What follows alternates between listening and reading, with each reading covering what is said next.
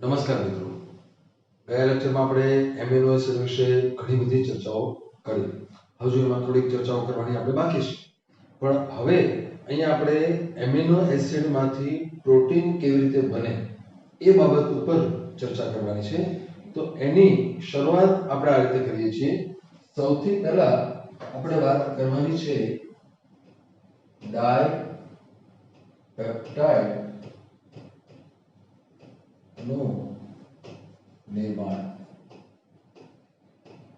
શું વાત કરીએ છીએ? ડાયપેપ્ટાઇડ નું નિર્માણ કેવી રીતે થાય ડાયપેપ્ટાઇડ એ સમજવાનું છે. તો આપણે બે એમિનો એસિડ એકબીજા સાથે જોડાય એ ઘટના સમજવાની છે. સૌથી પહેલા અહીંયા હું કોઈ પણ એક એમિનો એસિડ દર્શાવું છું.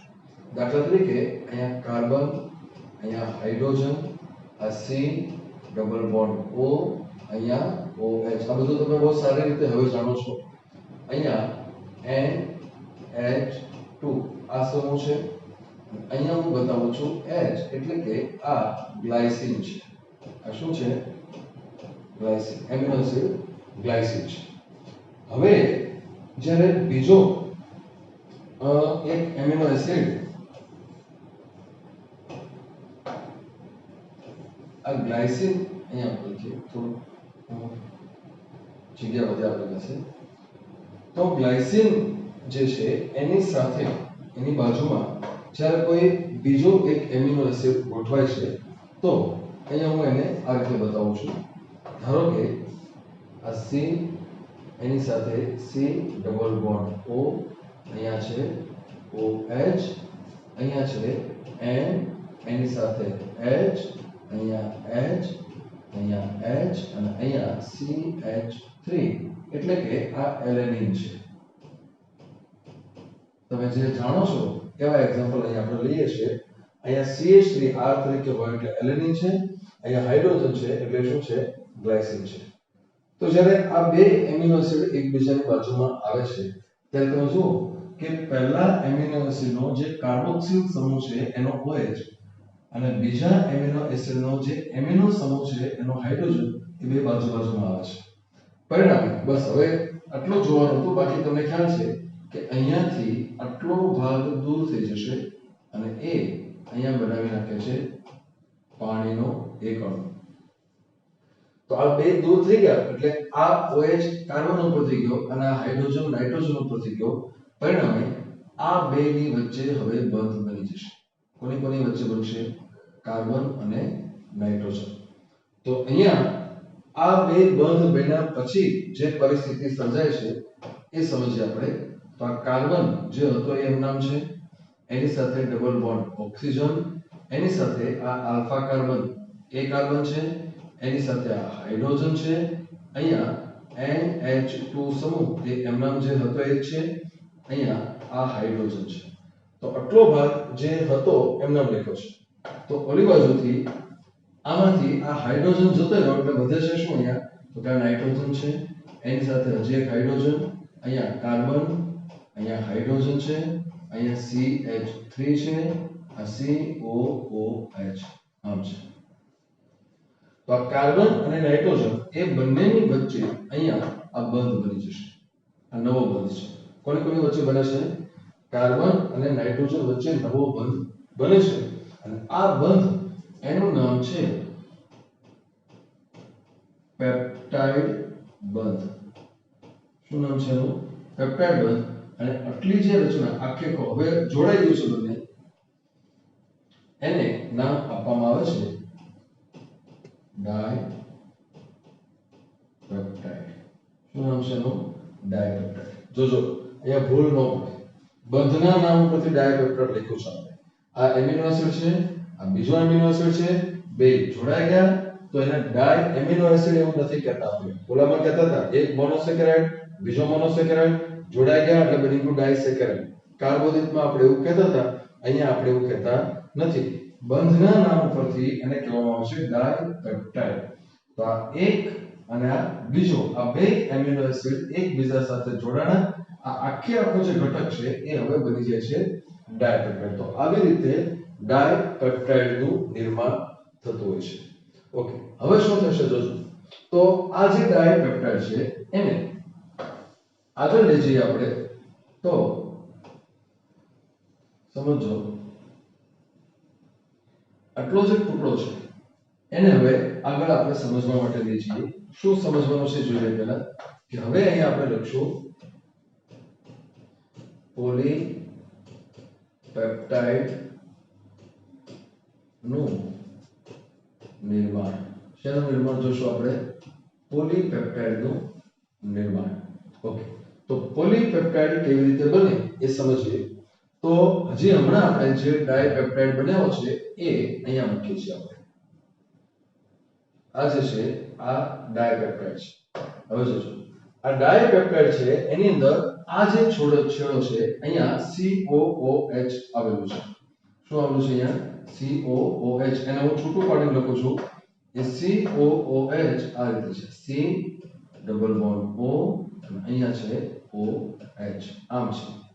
અહીંયા પેપ્ટાઇડ બંધ આવેલું છે. હવે અહીંયા શું થશે જોજો કે જ્યારે આ જે ઘટક છે એની સાથે એક નવો એમિનો એસિડ એની બાજુમાં આવે છે એ બતાવીએ આપણે.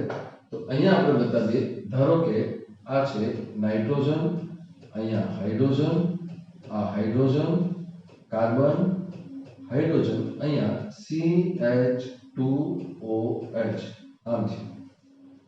એટલે શેરિંગ થઈ ગયો. તો આ બાજુ અહીંયા આ છે C ડબલ બોન્ડ O અને અહીંયા OH. શું થશે હવે? તો કે હવે ફરી પાછું આ બંનેની વચ્ચે અહીંયા આ બંધ બનવાનું છે. આ રીતે બંધ બનશે. તો અહીંયાથી આ શું છૂટું પડશે? પાણી. તો પાણી છૂટું પડે એટલે હવે આ બેની વચ્ચે બંધ બનવાની શક્યતા છે. આમ તો આ બે એકબીજાની સાથે બંધ બનાવશે. તો એ પરિસ્થિતિ એ કેવી હોય એ સમજીએ આપણે. તો અહીંયા જોજો આ આખો જે ભાગ છે એને આપણે ફરી પાછો લઈ લઈએ નીચે. તો એ આ રીતે આવી ગયું છે. આટલો ટુકડો જે હતો એ એમનામ છે. અહીંયા સુધીનો ભાગ આ એમનામ છે. પણ હવે આટલો જે ટુકડો છે બાકીનો જે ભાગ છે એ અહીંથી લઈ લઈએ આપણે. આ ભાગ એ અહીંયા આવેલો છે. તો હવે આ જે છે એક્ઝેક્ટ એની બાજુમાં આમ આવી જો આટલો અહીંથી હાઇડ્રોજન હતો એ નીકળી ગયો છે. બાકીનું બધું એમ છે. પણ હવે અહીંયા જે બંધ બને છે એના આધારે આ બંધ નવો બન્યો અહીંયા. તો ફરી પાછું અહીંયા આ બની ગયું છે પેપ્ટાઇડ બંધ. આમ છે. તો હવે અહીંયા 3 એમિનો એસિડની આખી લાંબી લાઈન થઈ ગઈ. આપણે બહુ ડીપમાં જતા નથી પણ મેં તમને કીધેલું છે એક હોય તો મોનો એકમ છે, 2 હોય તો ડાય એકમ છે, 3 થી 8 હોય તો ઓલિગો એવો શબ્દ વાપરીએ છીએ. એટલે આને એક પ્રકારનો ઓલિગોપેપ્ટાઇડ કહી શકાય. શું કહી શકાય? ઓલિગોપેપ્ટાઇડ. પણ આપણે એમાં ન જઈએ પણ આવી રીતે 3 એમિનો એસિડ જોડાઈ ગયા. પણ હજી તમે જુઓ કે પહેલાની જેમ જ આપણે મોનોસેકેરાઇડમાં આપણે આમ જ જોતા હતા કે એક છેડો ખુલ્લો જ રહેતો હતો. તો અહીંયા પાછો શું આવી ગયો? OH. હવે અહીંયા જે OH છે તો એના આધારે તમે કહી શકો કે જો બીજો એક એમિનો એસિડ અહીંયા ગોઠવાય, ધારો કે આમ છે એક બતાવી દઈએ આપણે આગળ, તો એમાં અહીંયા હાઇડ્રોજન આમ હશે, અહીંયા હાઇડ્રોજન હશે. તો ફરી પાછો આ બંનેની વચ્ચે અહીંયા આમ બંધ બને. અહીંથી આ શું છૂટું પડે? પાણી. તો આવી રીતે 4 એમિનો એસિડ લાઈનમાં જોડાઈ ગયા. તો આમ કરતા કરતા લાંબી શૃંખલા થતી જાય અને એને આધારે જે બને છે એ શું બની જશે? પોલીપેપ્ટાઇડ. તો આવી રીતે એક આખી લાંબી પોલીપેપ્ટાઇડ બની છે. એમાં 10 એમિનો એસિડ, 15 એમિનો એસિડ, 50, 100, 150, 200 ગમે એટલા હોય છે. તો આવી લાંબી જે હારમાળા બની જવાની છે એને પોલીપેપ્ટાઇડ શૃંખલા તરીકે ઓળખવામાં આવે છે.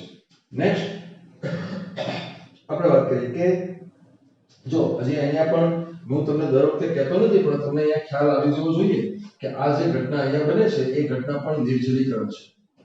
નિર્જલીકરણ એટલે અહીંયા બધી જગ્યાએ જ્યાં પાણી છૂટું પડે છે એ નિર્જલીકરણ છે. તો આવી રીતે અહીંયા પણ આ બધા નિર્જલીકરણથી બનેલા બંધ છે, આ પેપ્ટાઇડ બંધ બધા, અને એવી રીતે આ પોલીપેપ્ટાઇડ બને છે.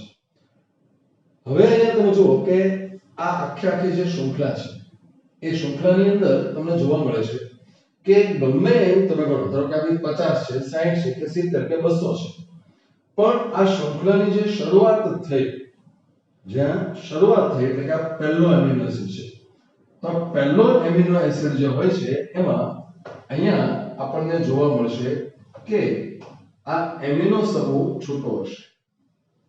કયો સમૂહ છૂટો છે? એમિનો. જો યાદ રાખજો, તમને એમ ન થવું જોઈએ સાહેબ અહીંયા તો હાઇડ્રોજન છૂટો છે, આ હાઇડ્રોજન છૂટો છે, પણ આપણે શું જોવાનું છે કે એક એમિનો એસિડ બીજા એમિનો એસિડ સાથે જ્યારે બંધ બનાવે છે ત્યારે કયા બે સમૂહો એમાં ભાગ લે છે? તો કે એમાં ભાગ લે છે એક એમિનો સમૂહ અને એક કાર્બોક્સિલ સમૂહ. એટલે આ બેની જ વાત કરે છે, બાકી તમારા બધા છે જ તે, હાઇડ્રોજન છે, આ સમૂહ છે, આ બધું છે જ, પણ બંધમાં ભાગ લેતા હોય એવા બે સમૂહ કયા છે? તો કે એક એમિનો સમૂહ છે અને એક કાર્બોક્સિલ સમૂહ છે. તો જે એમિનો એસિડ થી આ પોલીપેપ્ટાઇડ શૃંખલાની શરૂઆત થાય એ એવો એમિનો એસિડ છે કે જેનો કાર્બોક્સિલ આગળ જોડાઈ જાય છે. જો અહીંયા કાર્બોક્સિલ કામમાં આવી ગયો, અહીંયા જોડાઈ ગયો છે, પણ એનો એમિનો સમૂહ હજી છૂટો છે, કારણ કે એની આગળ કાંઈ છે નહીં, કારણ કે એ પહેલો છે.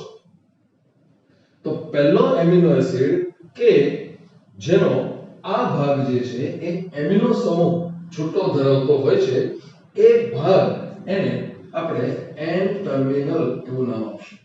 યાદ રાખો, શું નામ આપશું? N terminal. હવે તમને ખ્યાલ આવવો જોઈએ કે એન ટર્મિનલ નામ એમિનો સમૂહના નાઇટ્રોજન ઉપરથી આપવામાં આવ્યું છે. શેની ઉપરથી આપવામાં આવ્યું છે? નાઇટ્રોજન. તો નાઇટ્રોજન જે ખુલ્લો હોય છે એ આખો જે ભાગ હોય છે ત્યારે એને આપણે નામ આપીએ છીએ એન ટર્મિનલ. હવે આવી 50 એમિનો એસિડની લાંબી લાઈન છે, તો આખી લાઈનમાં બધા જ એમિનો એસિડ વચ્ચેના એવા હશે કે જે પોતાની આગળ, જોજો દાખલા તરીકે આ એમિનો એસિડની વાત કરો, આ આટલો એમિનો એસિડ ગણી આપણે લખી આપું, આટલો એમિનો એસિડ છે આ. તો દરેક એમિનો એસિડ એવો હશે કે જે પોતાની આગળના એમિનો એસિડ સાથે પોતાના એમિનો સમૂહથી જોડાયેલો હશે. આગળના એમિનો એસિડ ના કાર્બોક્સિલ સાથે. જોજો નાનો અમથો શબ્દ કેટલો બધો ફરક પાડી દેશે. હું બોલું છું કે દરેક એમિનો એસિડ પોતાની આગળના એમિનો એસિડ સાથે પોતાના એમિનો સમૂહ વડે જોડાયેલો છે. પોતાના એટલે આપણે વાત આની કરીએ છીએ, એનો કયો વપરાણો? એમિનો. પણ એની આગળનો જે છે એના કેની સાથે? તો કે કાર્બોક્સિલ સાથે. એટલે દરેક એમિનો એસિડની આગળ જે એમિનો એસિડ હશે એની સાથે પોતાના એમિનો વડે અને એની પાછળ જે એમિનો એસિડ હશે એની સાથે પોતાના કાર્બોક્સિલ વડે જોડાશે. એટલે કે દરેક એમિનો એસિડનો એમિનો અને કાર્બોક્સિલ એ બંધમાં ભાગ લઈ ચૂક્યા હશે. પણ જે છેલ્લો એમિનો એસિડ હશે, જેમ અહીંયા પહેલો હતો, જે છેલ્લો એમિનો એસિડ હશે એમાં હજી કાર્બોક્સિલ સમૂહ છૂટો હશે. આ છે પ્રથમ, એટલે પહેલો હતો એમાં કોણ છૂટું હતું? એમિનો. જે છેલ્લો હશે એમાં કોણ છૂટો હોય છે? તો કે એ હોય છે કાર્બોક્સિલ સમૂહ. કાર્બોક્સિલ સમૂહમાં કાર્બન છે એટલે એને નામ આપવામાં આવે છે સી ટર્મિનલ.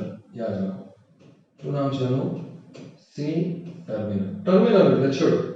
પહેલો છેડો એમિનો સમૂહ છૂટો છે અને છેલ્લો છેડો કાર્બોક્સિલ સમૂહ છૂટો છે, એટલે આને નામ અપાય છે એન ટર્મિનલ, આને નામ આપવામાં આવે છે સી ટર્મિનલ. તો આવી રીતે પહેલા ડાયપેપ્ટાઇડ બને, પછી ઓલિગોપેપ્ટાઇડ બને અને અંતે એ પોલીપેપ્ટાઇડ બની જતું હોય છે.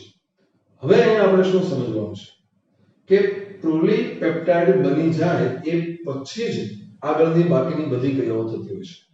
તો એના માટે આપણી બુકમાં થોડુંક વર્ણન બધું આપેલું છે, એમાં બહુ આપણે ધ્યાન આપતા નથી કે ભાઈ કેમિસ્ટ્રી છે, રસાયણશાસ્ત્ર હોય છે, તો એમાં બધા આપણે અકાર્બનિક પદાર્થો હોય MgCl2 એવા બધા, તેમાં આપણે અણુ સૂત્રો લખીએ છીએ. બીજામાં અમુકમાં દ્વિપરિમાણિક સૂત્રો આવતા હોય છે, એની રચના બનાવતી હોય છે. બાયોલોજીની અંદર આપણે જોઈએ તો બધું ત્રિપરિમાણમાં ગણીએ છીએ, દાખલા તરીકે કોષોની રચના અને બધું આપણે ગણીએ છીએ, પણ પ્રોટીન જે છે એ 4 પરિમાણો પર કામ કરે છે, 4 રચનાઓ છે. એટલે અહીંયા મારે તમને હવે જે સમજાવવું છે એ પ્રોટીનનું નિર્માણ કેવી રીતે થાય એ આખી ઘટના સમજવાની છે. યાદ રાખજો, પ્રોટીન નું નિર્માણ કેવી રીતે થાય, તો એના માટે આપણે સમજીએ કે પ્રોટીનનું જે નિર્માણ છે એ પોલીપેપ્ટાઇડ દ્વારા પ્રોટીન બને છે। પ્રોટીન હંમેશા શેના દ્વારા બને છે? પોલીપેપ્ટાઇડ દ્વારા। કેવી રીતે એ સમજવાનું છે। તો યાદ રાખો કે કયા પ્રકારનું પ્રોટીન બને તેનો આધાર કોની પર છે? જોઈએ આપણે તેનો આધાર ક્યાં છે? તો કે પોલીપેપ્ટાઇડ શૃંખલાની અંદર પોલીપેપ્ટાઇડ શૃંખલામાં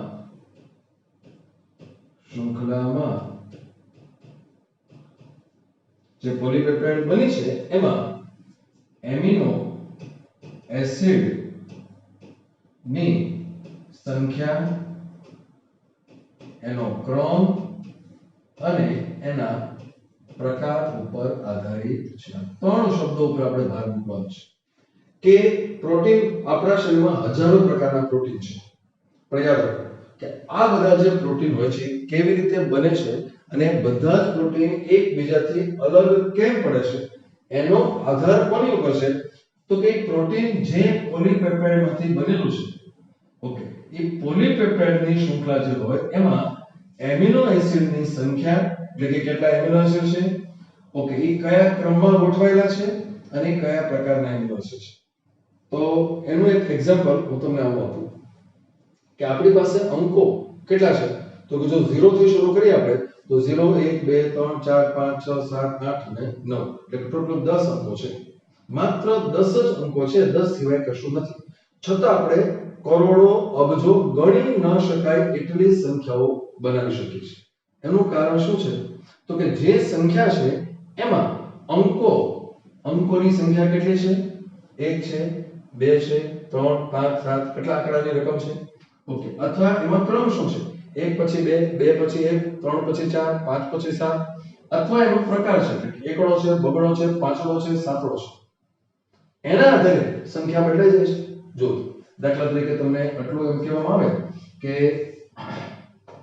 તમારી પાસે 1 2 અને 3 આટલા અંકો છે, તો એમાંથી તમે 123 બનાવી શકો, એમાંથી તમે 321 બનાવી શકો, 312 બનાવી શકો, 213 બનાવી શકો, 231 બનાવી શકો, આવું બધું કરી શકો। તો આ તો બધું ક્યારે? તો કે આંકડો એક તમે એક જ વખત લીધો છે, બાકી એવું જરૂરી નથી કે તમે એકડો એક જ વખત વાપરો। સંખ્યામાં આવશે 111, એકનો એક આંકડો 3 વખત છે। તો આપણી પાસે તો એમિનો એસિડ ઢગલો છે, હા છે વિશેષ પ્રકારના, પણ એલેનિન હજારો છે, ગ્લાયસિન લાખો છે, આવું કેટલું બધું છે આપણી પાસે। તો ગમે એટલા એમિનો એસિડ ગમે તે ક્રમમાં જોડાય એટલે અલગ પ્રકારના પ્રોટીન બને છે। તો એનું એક્ઝામ્પલ સમજવા માટે અહીંયા આપણે લઈએ, ધારો કે કોઈ એક ચોક્કસ પ્રોટીન આ રીતે છે, પ્રોટીન A છે, એની અંદર શું જોડાયેલું છે એ લખીએ પહેલા। તો કે આ એવું પ્રોટીન છે કે જેમાં પહેલા સિસ્ટીન આવે છે, સિસ્ટીનની સાથે મિથિયોનિન છે, મિથિયોનિન, એની સાથે ગ્લાયસિન, એની સાથે એલેનિન અને એની સાથે સેરીન છે। આમ છે આ એક પ્રોટીન જે પોલીપેપ્ટાઇડમાંથી બને છે, એ પ્રોટીનમાં 1 2 3 4 અને 5 એમિનો એસિડ છે અને આ રીતની ગોઠવાયેલા છે। કેવી રીતે? સિસ્ટીન છે, મિથિયોનિન, ગ્લાયસિન, એલેનિન અને સેરીન। હવે જોજો કે જો આના બદલે આમ થાય, સિસ્ટીન એમાંથી એની સાથે મિથિયોનિન, એની સાથે ગ્લાયસિન, એની સાથે એલેનિન, આમ છે તો બધું એમ નામ છે। જો સિસ્ટીન, મિથિયોનિન, ગ્લાયસિન, એલેનિન, માત્ર એક સેરીન ઘટે છે, એટલે કે આના કરતા આમાં એક એમિનો એસિડ ઓછો છે, એટલે કે સંખ્યા જુદી છે। શું લખો આપણે? એમિનો એસિડની સંખ્યા, અહીંયા એક વધુ છે, અહીંયા એક ઓછો છે।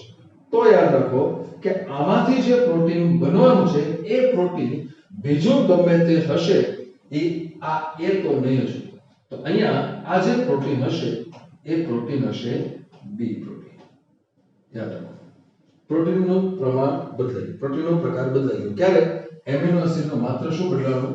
સંખ્યા. ઓકે, હવે ધારો કે આમ લખ્યા કે કોઈ એક પ્રોટીન આ રીતે છે કે જેમાં સિસ્ટીન છે, એની સાથે મિથિયોનિન છે, એની સાથે એલેનિન છે, એલેનિન, એની સાથે ગ્લાયસિન અને એની સાથે સેરિન છે. આમ છે. તો કરજો આની કમ્પેરિઝન આની સાથે, મૂળ જે પ્રોટીન આપણે લીધું તો એની સાથે જ કરજો. તો તમે જુઓ, cysteine cysteine, methionine methionine, glycine alanine, glycine alanine. એટલે કે આ પ્રોટીનમાં પહેલા ગ્લાયસિન અને પછી એલેનિન હતું, પણ એના બદલે જો આવું બને કે પહેલા એલેનિન અને પછી ગ્લાયસિન આવે, બાકી તો એમાં સેરિન જ. એમિનો એસિડ પણ એ છે, એમિનો એસિડ છે પણ એટલા જ, પણ શું છે? આમ થઈ ગયું છે, ક્રમ બદલાયો છે. તો યાદ રાખો કે આ પ્રોટીન બીજું ગમે પ્રોટીન હશે એ તો નહીં જ હોય. એટલે કે આ જે પ્રોટીન બન્યું સી પ્રકારનું બન્યું છે, અલગ પ્રોટીન બદલાઈ ગયું. કેમ? તો કે એમિનો એસિડની શૃંખલા જે છે એમાં એમિનો એસિડનો ક્રમ બદલાયો છે. હવે ધારો કે આપણે આમ ગણીએ કે આ આખી જે શૃંખલા છે એની અંદર આમ છે, સિસ્ટીન છે, અહીંયા ફિનાઇલ એલેનિન આવી જાય છે, ફિનાઇલ એલેનિન, એની સાથે એલેનિન, એની સાથે ગ્લાયસિન અને એની સાથે સેરિન. આમ છે. આપણે આની સાથે કમ્પેરિઝન કરવી હોય તો હું તમને આમ કરું. ચલો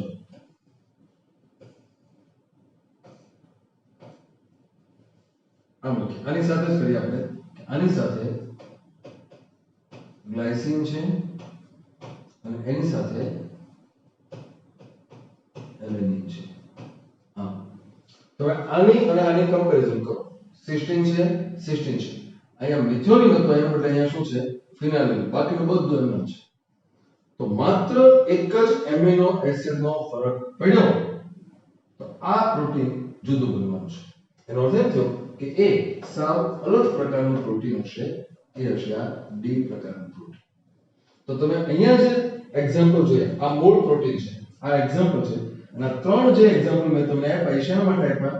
આ ત્રણ વસ્તુ બદલાય, સંખ્યા બદલાણી, પોલીપેપ્ટાઇડ બદલાણી, પ્રોટીન બદલાવું, ક્રમ બદલાવો, પ્રોટીન બદલાય, પ્રકાર બદલાય. પ્રકાર એટલે શું?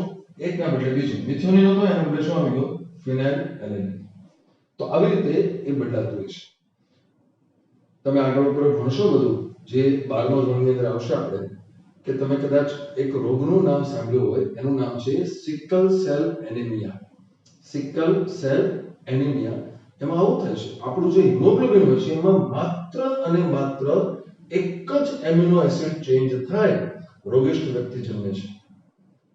તો આ આખી ગ્લુટામિક એસિડને બદલે વેલાઇન નામનો એમિનો એસિડ આવી જાય, પ્રોટીન ચેન્જ થઈ જાય, હિમોગ્લોબિન જેવું બનવું જોઈએ એવું બનતું નથી. એ માણસને સિકલ સેલ એનિમિયા નામનો રોગ હોય છે. તો આવી પરિસ્થિતિઓ જે સર્જાય છે એની પાછળનું કારણ છે એમિનો એસિડના ક્રમ, એની સંખ્યા અથવા તો એની પ્રકારમાં થતા ફેરફાર. તો હવે અહીંયા આપણે જોઈએ કે એક વાત તો નક્કી છે કે કેવા પ્રકારનું પ્રોટીન બનશે એનો આધાર કોની ઉપર છે? તો કે એમાં જે પોલીપેપ્ટાઇડ ભાગ છે, આ મેઇન છે પોલીપેપ્ટાઇડ શૃંખલા. એમાં એમિનો એસિડ જે આવેલા છે એનો સંખ્યા, એનો ક્રમ અને એનો પ્રકાર. તો હવે આપણે સમજીએ કે કેવી રીતે બધું આગળ વધતું હોય છે. એને આપણે નામ આપીએ છીએ પ્રોટીનના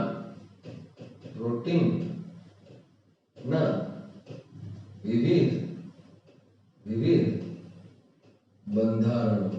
પ્રોટીનના વિવિધ બંધારણો. જોજો હવે એક્ચ્યુઅલી આ જે બંધારણો આપણે ભણવાના છે એ એક્ચ્યુઅલી બીજું કશું જ નથી, પણ હોય છે એ પ્રોટીન નિર્માણના તબક્કા. એ શું હોય છે? પ્રોટીન નિર્માણના તબક્કા છે. પ્રોટીન બનવાની જે આખી પ્રક્રિયા છે, આપણે હજી તો માત્ર પોલીપેપ્ટાઇડ બનાવી છે. પોલીપેપ્ટાઇડમાંથી પ્રોટીન કેમ બને એ હવે આપણે સમજવાનું છે.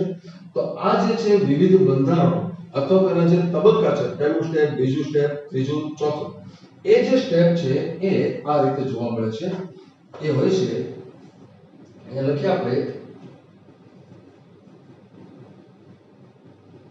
પ્રાથમિક બંધારણ. પ્રાથમિક બંધારણ, ત્યારબાદ જોવા મળે છે દ્વિતીયક બંધારણ, ત્યારબાદ તૃતીયક બંધારણ અને છેલ્લે હોય છે ચતુર્થક બંધારણ. આમ છે. તો આપણી પાસે આ જે બધા બંધારણો છે એ કેવી રીતે ભાગ ભજવે છે એ સમજવાનું છે.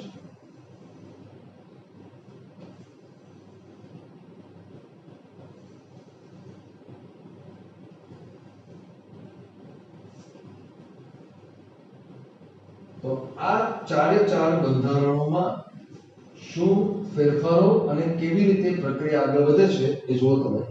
તો પ્રોટીનનું જે પ્રાથમિક બંધારણ છે એ હમણાં આપણે જે પોલીપેપ્ટાઇડની વાત કરતા હતા એની પર આધારિત છે. એટલે કે પોલીપેપ્ટાઇડમાં એમિનો એસિડ ની સંખ્યા, ક્રમ અને પ્રકાર કેવો છે. અહીંયા આપણે હમણાં જે સ્લાઇડમાં વાત કરી કે આ જે છે પહેલા સિસ્ટીન, પછી મિથિયોનિન, પછી ગ્લાયસિન, પછી એલેનિન, પછી સેરિન. ઘણામાં એવું હોય કે અહીંયા પહેલું મિથિયોનિન હોય, પછી ગ્લાયસિન હોય, સેરિન હોય, ફિનાઇલેલેનિન, ટાયરોસિન, ટ્રિપ્ટોફાન, ગમે તે હોય, પણ કેવા પ્રકારનું છે એ જ છે સૌથી પહેલું બંધ. બાકીનું જે થવાનું છે આના આધારે થવાનું છે. એટલે મેઇન વાત એ છે કે પ્રોટીન બનવા માટેની શરૂઆત યા પોલીપેપ્ટાઇડમાં એમિનો એસિડની સંખ્યા, ક્રમ અને પ્રકારના આધારે નક્કી થતું હશે. તો ધારો કે આપણે એક શૃંખલા આ રીતે બતાવી કે જે શૃંખલા છે એ આમ છે. આમાં ઘણા બધા 1 2 3 4 5 6 7 8 9 10 11 આટલા એમિનો એસિડ છે. તો આ છે એનો N ટર્મિનલ અને આ છે C ટર્મિનલ. તો આ જે છે એમાં પહેલો શું છે? Methionine, glycine, serine, valine, phenylalanine, tyrosine. આ બધું જે છે એ પ્રોટીનનું કહેવાય છે પ્રાથમિક બંધારણ. હવે એની અંદર જે ફેરફારો થાય એ આપણે સમજીએ. તો આગળ જતા આ જે પોલીપેપ્ટાઇડ શૃંખલા છે એ બે રીતે આગળ વધી શકે છે. કાં તો એક પ્રકાર અથવા તો બીજો પ્રકાર. ઘણીવાર શું બને છે કે આ આખી જે શૃંખલા હોય છે એ કુંતલાકાર બનવા મળે છે. કુંતલાકાર એટલે કેવી રીતે એ સમજો તમે. તો કે એ આમ બને છે, આમ છે. અહીંયા N ટર્મિનલ છે, આ C ટર્મિનલ છે. તો આ જે આકાર બને છે એને હેલિક્સ તરીકે ઓળખવામાં આવે છે. શું નામ આપીએ છીએ આપણે? હેલિક્સ. હેલિક્સ એટલા માટે કારણ કે કુંતલ એટલે હેલિક્સ. તો આ કુંતલ સર્જાય છે એટલા માટે એને કહેવાય છે હેલિક્સ બંધારણ. એ એનું દ્વિતીય બંધારણ છે. અમુકની અંદર એ પ્લેટ વાળું બને છે. પ્લેટ એટલે કે નાની તકતી બને છે. આવી પ્લેટ્સ બનવા મળે છે. કાગળ હોય કે નહીં, કાગળની જેમ એ આવી પ્લેટ જેવો આકાર ધારણ કરે છે. એની સાથે આ પોલીપેપ્ટાઇડ આમ જોડાઈ ગયું છે. તો આ જે છે એ પ્લેટ કહેવામાં આવે છે અથવા તો પ્લેટેડ શીટ એવું પણ નામ અપાય છે. એટલે કે ટૂંકમાં ગુજરાતીની જો આપણે વાત કરીએ તો આને કુંતલ આકાર કહેવામાં આવે છે અને આને તકતી આકાર કહેવામાં આવે છે. કેવો આકાર છે? તકતી, પ્લેટ જેવો છે. આ કુંતલ આકાર છે. હેલિક્સ એટલે કુંતલ. અહીંયા લખી દઉં છું સાઈડમાં. આને કુંતલ તરીકે ઓળખવામાં આવે છે. કુંતલ આકાર બને છે અને આ પ્લેટ જેવો આકાર બને છે. હજી આગળ જાય તો શું થશે? તો કે આ જે હેલિક્સ હોય છે એ ધીરે ધીરે એકબીજા ઉપર ઊનના દળ, માનો કે આ દોરો છે, એકબીજા ઉપર ઊનના દડાની જેમ વીંટળાવા મળે છે. તો એ ભાગ એ આખે આખો આમ બનવા મળે છે આ રીતે. તો આવો જે ભાગ બને છે એ ગોળ બને છે. કેવો ભાગ બને છે? ગોળ બની જાય છે. અને આ જે હોય છે એ મોટા ભાગે આગળ વધીને એકબીજાની ઉપર ગોઠવાયેલા જે તંતુઓ હોય છે એવી રચના બનાવે છે અને એ બની જાય છે રેશામય. આ બને છે. પણ હવે યાદ રાખજો કે આ બંને જે બંધારણો છે, આ બંને અહીંયા સુધી એ માત્ર 2D છે. કેવું છે? 2D. 2D એટલે કે એમાં દ્વિપરિમાણીય છે. આ કુંતલાકાર છે, આ પ્લેટ તકતી જેવું છે, બે જ પરિમાણ છે, લંબાઈ અને પહોળાઈ. પણ જ્યારે ઊનનો દડો તમે જુઓ તો એ એકબીજા ઉપર આમ પોલો વીંટળાય જાય પછી એને લંબાઈ, પહોળાઈ, ઊંચાઈ બધું છે. એટલે કે અહીંયાથી હવે જે છે એ આ 3D સ્ટ્રક્ચર ધરાવે છે. કેવું સ્ટ્રક્ચર ધરાવે છે? 3D. એટલે પહેલા બે બંધારણો જે છે એ 2D બંધારણ છે અને બીજા બે બંધારણો જે આપણે જોવાનું બાકી છે એ 3D બંધારણ હોય છે. અહીંયા આ જે ગોળ હોય છે એનું તમે થોડું તમે જ્યારે ક્લાસ નોટ લખો ત્યારે ધ્યાન રાખજો કે આ ખાના મોટા રાખજો એટલે બધી માહિતી તમે એક ખાનામાં જ લખી શકો. અહીંયા અત્યારે મારે જગ્યા નથી એટલે હું સાઈડમાં લખું છું. તો જે ગોળ હોય છે એના માટે ગ્લોબ્યુલર એવો શબ્દ વપરાય છે. ગ્લોબ્યુલર એને આપણે ઇંગ્લિશમાં G તરીકે ઓળખીએ છીએ. આ ગ્લોબ્યુલર શબ્દ આવ્યો ક્યાંથી? તો કે પૃથ્વીનો ગોળો એને ગ્લોબ તરીકે ઓળખવામાં આવે છે. એટલે ગોળાકાર જે વસ્તુ હોય એની કમ્પેરિઝન પૃથ્વીના ગોળા સાથે કરીએ તો એ આ છે ગ્લોબ્યુલર પ્રોટીન. એટલે કે અહીંયાથી જે પ્રોટીન બને છે એ કેવું હોય છે? Globular protein. એનું એક એક્ઝામ્પલ તમને અહીંયા આપી દઉં. એનું નામ આપણે આગળ પણ લખશું. તો એક એક્ઝામ્પલ એ છે ઇમ્યુનોગ્લોબ્યુલિન. જો ઇમ્યુનોગ્લોબ્યુલિન, ગ્લોબ શબ્દ આવ્યો કે નહીં, ગોળાકાર. આ તમે જેને એન્ટીબોડી તરીકે ઓળખો છો એ આ પદાર્થ છે. આ બધું જે રેશામય બને છે એ રેશામય રચના જે હોય છે એ ફાઇબરસ પ્રોટીન તરીકે ઓળખાય છે. એને આપણે F તરીકે ઓળખીએ છીએ. ફાઇબરસ એટલે કે F નામનું પ્રોટીન હોય છે. તો અહીંયા આપણે એ જોવાનું છે કે આવા પ્રોટીન તરીકે બીજા ઘણા બધા નામ છે, એક્ટિન છે, માયોસિન, એવા બધા જે હોય છે એ આવા તંતુમય હોય છે. એનું એક્ઝામ્પલ આપણે લખીએ. રેશામય પ્રોટીન તરીકે આપણે જોવા મળે છે એક્ટિન, જે F પ્રકારનું છે. એના ગ્લોબ્યુલર પ્રકારો પણ છે. ગ્લોબ્યુલર માંથી જ એક્ચ્યુઅલી F બનતું હોય છે, પણ અહીંયા આપણે લખી શકીએ છીએ. તો આવી રીતે એ બને છે. હવે અહીંયા જોજો તમે કે અહીંયાથી અહીંયા સુધી આટલો જે ભાગ છે એ એક જ પોલીપેપ્ટાઇડ માંથી બનેલો છે. આ એક પોલીપેપ્ટાઇડ હતી, એ કાં તો આવી બની, પછી આવી બની, કાં તો આવી બની અને આવી બની. પણ હજુ આગળ જેમ જેમ જાય છે એમ હવે એક કરતા, દાખલા તરીકે આવી 3 છે, આવી 3 પોલીપેપ્ટાઇડ છે, તો એ ત્રણેમાંથી કાં તો આવો ગોળ બનશે કાં તો રેસામય બનશે. એટલે કે પહેલી હોય એમાંથી ગોળ બન્યું, બીજામાંથી અને ત્રીજામાંથી. હવે ત્રણ એકબીજા સાથે જોડાય છે તો એ આ રીતે બનશે. જોજો હું અહીંયા બતાવું છું. ધારો કે આ જે ગોળ છે એ એક પોલીપેપ્ટાઇડ માંથી બનેલું છે, આ બીજી પોલીપેપ્ટાઇડ માંથી બનેલો બીજો ગોળ છે, આવી રીતે અહીંયા ત્રીજી પોલીપેપ્ટાઇડ માંથી બનેલો ત્રીજો ગોળ, અને એ જ રીતે અહીંયા ચોથી પોલીપેપ્ટાઇડ માંથી બનેલો ચોથો ગોળ. જો 4 પોલીપેપ્ટાઇડ છે. તો જ્યારે એક કરતા વધુ પોલીપેપ્ટાઇડ ભાગ ભજવે તો એ બની જાય છે પ્રોટીનનું કેટલામું સ્વરૂપ? ચતુર્થ સ્વરૂપ છે. એટલે અહીંયા આપણે લખીએ કે આ જે છે ચોથું સ્વરૂપ જે હોય છે એમાં વધુ પોલીપેપ્ટાઇડ શૃંખલાઓ ભાગ ભજવે છે. અહીંયા પણ એવું થાય છે કે જે શૃંખલા છે, આમાંનો કે એક શૃંખલા છે એની સાથે આ બીજી શૃંખલા જોડાણી, એની સાથે આ ત્રીજી રેશામય, તો એ પણ આ રીતે બને છે. તો એના એક્ઝામ્પલ માટે જો હું તમને સમજાવું તો અહીંયા તમે લખી શકો કે આપણું જે હિમોગ્લોબિન છે, હિમોગ્લોબિન એ આવી રીતે 4 શૃંખલાઓનું બનેલું છે, ગોળાકાર શૃંખલાઓ છે 4, એવી રીતે બનેલું છે. અને આપણું જે ઇન્સ્યુલિન છે, ઇન્સ્યુલિન એ આવી રેશામય શૃંખલાથી બનેલું છે અને એમાં બે શૃંખલાઓ છે. એકચ્યુઅલી એમાં ત્રણ હોય છે પહેલા, પણ પછી પ્રોસેસિંગ થાય, પેકેજિંગ થાય ત્યારે એમાંથી એક નીકળી જાય, બે વધે છે. તો ઇન્સ્યુલિન છે એ આવું રેશામય પ્રોટીન છે અને હિમોગ્લોબિન છે એ આવું ગોળાકાર પ્રોટીન છે. તો આવી રીતે એ બધું બને છે. હવે અહીંયા જોજો તમે કે જ્યારે એકમાંથી બીજું સ્વરૂપનું બધું થતું હોય છે ત્યારે અહીંયા નવા નવા બંધ બનવાનું શરૂ થઈ જાય છે. કેવી રીતે બને છે એને અહીંયા આપણે થોડુંક સમજી લઈએ. તો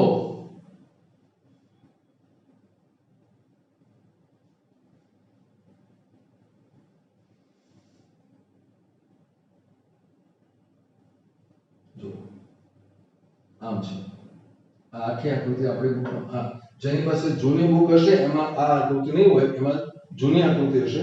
આ આકૃતિ ખાસ તમારે જોવાની છે. જો અહીંયા કે આ જે છે એ આખી પોલીપેપ્ટાઇડ શૃંખલા છે, પ્રાથમિક બંધારણ છે. હવે એમાંથી આ બે શક્યતા આવી, કાં તો આ બાજુ આવી અથવા તો આવી. તો આ જે છે એ કુંતલાકાર છે. હેલિક્સ એટલે એને આપણે કહીએ છીએ કુંતલાકાર. અહીંયા શું બને છે? કુંતલ બને છે. અથવા તો પ્લેટેડ શીટ એટલે એ તકતી બને છે. આવી રીતે શું બની જાય છે? તકતી. જો આ બધી એમિનો એસિડ જે છે એ લાઈનમાં ગોઠવાય એટલે એમાંથી તકતી બને. આ વળ ચડે છે એટલે કુંતલાકાર બને છે. પછી શું થાય? એકબીજા ઉપર વીંટળાય. અહીંયા ખાસ આ જોવાનું છે, નવા બંધ બને છે. હાઇડ્રોજન બંધ બને છે, ડાયસલ્ફાઇડ બંધ બને છે. એટલે એક્ચ્યુઅલી એ કેવી રીતે બનશે એ જુઓ તમે. કે ધારો કે આ આખી એક પોલીપેપ્ટાઇડ શૃંખલા છે. અહીંયા N છે, આ C છેડો છે. તો અહીંયા બધે આ R ને એવું બધું હશે. હવે વચ્ચે અહીંયા શું હશે? R1, R2, R3, R4. આમ હશે ને બધા. અહીંયા તમે જે જોયેલું છે એવું તમને બતાવું. દાખલા તરીકે આ છે તો તમે જો આ આખી પોલીપેપ્ટાઇડ શૃંખલા છે. તો બધામાં નીચે આ શું હતું? આ R તરીકે હતું. અહીંયા આ શું હતું?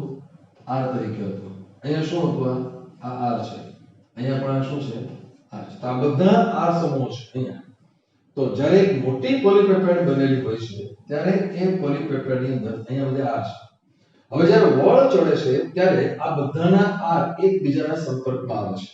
કેવી રીતે થાય એ જોજો. તો અહીંયાથી એ આમ છે, આ વળ ચડ્યો તો અહીંયા N હતો, અહીંયા શું છે? આ C. તો આ R1 અને R2 અહીંયા છે. આ છે R1, અહીંયા શું છે? R2. પણ આ આખું આમ બેન્ડ થઈ ગયું. આ અહીંયા જે છે આ શું આવી ગયું? આ R3 અને અહીંયા છે R4. એટલે હવે આટલો ભાગ જે છે એ તમે જુઓ શું થશે? આટલો ભાગ. તો અહીંયા આ કાર્બન હતો, એની સાથે આ હાઇડ્રોજન, એની સાથે શું હતું? આ હાઇડ્રોજન. આ આલ્ફા કાર્બન છે. આ R તરીકે ગ્લાયસિન હતું એટલે H હતું. તો આમ વળ ચડીને જ્યારે અહીંયા આવે છે ત્યારે અહીંયા આ કાર્બન છે, એની સાથે આ C, એની સાથે આ H2 અને એની સાથે આ છે OH. આમ તો આટલો ભાગ જો અહીંથી નીકળી જાય આમ તો આ સીધો આ કાર્બન ને આ કાર્બન વચ્ચે બંધ બની જાય. પરિણામ શું આવશે? આખી શૃંખલા આમ હતી તો અહીંયા બંધ બની ગઈ. આમ આવી રીતે વધુ મજબૂત બને છે. એટલે આ બધા જ સમૂહો જે છે એ લાઈન છે, આ બધું ગોઠવાતા આવી રીતે આવા બંધ બને છે. આ શું બને છે? નવા બંધ બને છે. અને એવા બંધની અંદર આવા બે પ્રકારના બંધ સૌથી વધુ મુખ્ય છે. કયા છે? હાઇડ્રોજન બંધ અને ડાયસલ્ફાઇડ બંધ. ડાયસલ્ફાઇડ બંધ હોય છે એ મોટા ભાગે સલ્ફર વચ્ચે બને છે. આમ આ રીતે બે સલ્ફર સામસામે હોય એમની વચ્ચે બંધ બને છે એ ડાયસલ્ફાઇડ બોન્ડ હોય છે. આપણું જે ઇન્સ્યુલિન છે, ઇન્સ્યુલિનમાં બે શૃંખલા હોય છે અને બે શૃંખલાઓ એકબીજા સાથે ડાયસલ્ફાઇડ બંધથી જોડાયેલી હોતી હોય છે. તો આવી રીતે એ તૃતીય સ્વરૂપ બને છે. પછી આગળ જતા શું થાય? તો જો આમાં ચાર શૃંખલાઓ છે. આ એક શૃંખલા, બીજી, ત્રીજી અને ચોથી. એક કરતા વધુ શૃંખલાઓ જ્યારે જોડાય ત્યારે એ શું બનવા મળે છે? ચતુર્થક બંધારણ બની જતું હોય છે. તો આવા ચાર બંધારણો ફાઇનલી એ આવા પ્રોટીન તરફ લઈ જતું હોય છે. આવી રીતે બધા પ્રોટીન બનતા હોય છે. ત્યારબાદ આપણે વાત કરવાની છે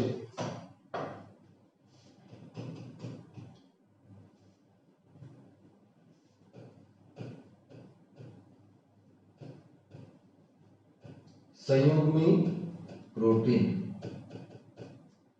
કોને કહેવાય? કોન્જુગેટેડ પ્રોટીન એવું એનું નામ આપવામાં આવે છે. તો કોન્જુગેટેડ પ્રોટીન એટલે શું એ સમજી લઈએ. કે જ્યારે પ્રોટીન ની રચનામાં એમિનો એસિડ સિવાયનો અન્ય ઘટક જોડાય છે. એમિનો એસિડ નો હોય તો સામાન્ય રીતે પ્રોટીનમાં વધુ શું હોય છે? Amino acid. પણ જ્યારે પ્રોટીનની રચનામાં એમિનો એસિડ સિવાયનો કોઈ ઘટક જોડાય તો જે પ્રોટીન બને છે એ પ્રોટીન બને છે સંયુગ્મી પ્રોટીન. એનું એક એક્ઝામ્પલ અહીં આપણે લઈએ તો હમણાં મેં તમને જે હિમોગ્લોબિનની વાત કરી એ જોઈએ તો હિમોગ્લોબિનમાં આવી 4 સાંકળો જોવા મળે છે. એમાંથી એક અને આ બે એ સરખી હોય છે એને આલ્ફા આમ કહેવામાં આવે છે. એટલે બે પ્રોટીનની સાંકળો બતાવી, બે પોલીપેપ્ટાઇડમાંથી બનેલા આ બે સાંકળો છે. તો એની સાથે એવી જ અલગ થોડી એવી બીજી બે સાંકળો આવેલી છે. આ એક અને આ બે આમ છે. તો આ જે છે એ બીટા છે, આ પણ શું છે?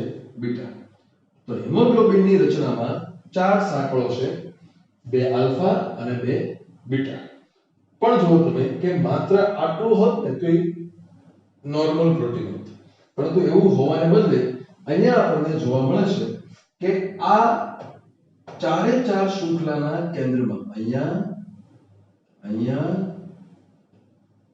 આ બાજુ અને અહીંયા આ ચારે ચાર જગ્યાએ આપણને Fe સમૂહ હાજર જોવા મળે છે. કયો સમૂહ હાજર જોવા મળે છે? Fe. અહીંયા પણ કે આ Fe છે. Fe છે એને હિમ સમૂહ પણ કહેવામાં આવે છે. Fe સમૂહનું બીજું નામ શું છે? હિમ સમૂહ. અને એટલે જ આ આખો પદાર્થ એને આપણે હિમોગ્લોબિન નામ આપીએ છીએ. શું નામ આપીએ છીએ? હિમોગ્લોબિન. તો હિમોગ્લોબિન આવું એક પ્રકારનું સંયુગ્મી પ્રોટીન છે, કારણ કે એમાં બિન પ્રોટીન ભાગ તરીકે Fe સમૂહ આવેલો હોય છે. આવું જ આપણને જોવા મળે છે ક્લોરોફિલની અંદર. ક્લોરોફિલ અથવા તો તમે જેને હરિત દ્રવ્ય તરીકે ઓળખો છો. કોની વાત કરું છું? ક્લોરોફિલ. તો ક્લોરોફિલમાં શું હોય છે એ સમજો કે ક્લોરોફિલની અંદર અલગ અલગ પ્રકારની અહીંયા આ 1 આ 2 આ 3 અને આ 4 એવી પોર્ફાયરિન રિંગ આવેલી છે. બહુ તમારે બહુ ડીપમાં જવાની જરૂર નથી, હું ખાલી લખું છું પોર્ફાયરિન રિંગ એટલે કે ચક્ર. આ 4 ચક્રો છે. હજી એની રચના લાંબી આગળ હોય છે, પણ આપણે જેટલું જરૂરી છે એટલું હું બતાવું છું. આ ચારે ચાર ઘટકો જે હોય છે એના કેન્દ્રમાં અહીંયા Mg આવેલું હોય છે. શું આવેલું હોય છે? મેગ્નેશિયમ છે. આ Mg છે એ આમાંથી બે જગ્યાએ અહીંયા આ સહસંયોજક બંધથી જોડાયેલું હોય છે અને બાકીની બે જગ્યાએ છે એ ત્યાં એ સંકીર્ણ બંધ એટલે કે લિગાન્ડથી જોડાયેલું હોય છે. આમ જોડાયેલું છે. પણ અહીંયા આપણે એટલું જોઈએ કે બાકીનો ભાગ જે છે પ્રોટીનેશિયસ છે, પ્રોટીન યુક્ત છે. પણ વચ્ચેના ભાગમાં Mg આવેલું છે, મેગ્નેશિયમ આવેલું છે. એટલે ક્લોરોફિલને પણ આપણે એક પ્રકારનું કોન્જુગેટેડ એટલે કે સંયુગ્મ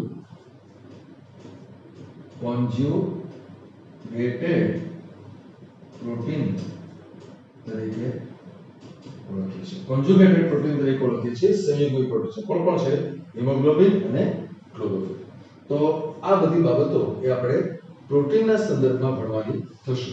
હજી પ્રોટીનનો આપણા ખોરાકની અંદર જે ભૂમિકા છે અને એના આધારે જે થોડીક બાબતો છે એ હજુ આપણે ભણવાની બાકી છે. એ આપણે આવતા લેક્ચરની અંદર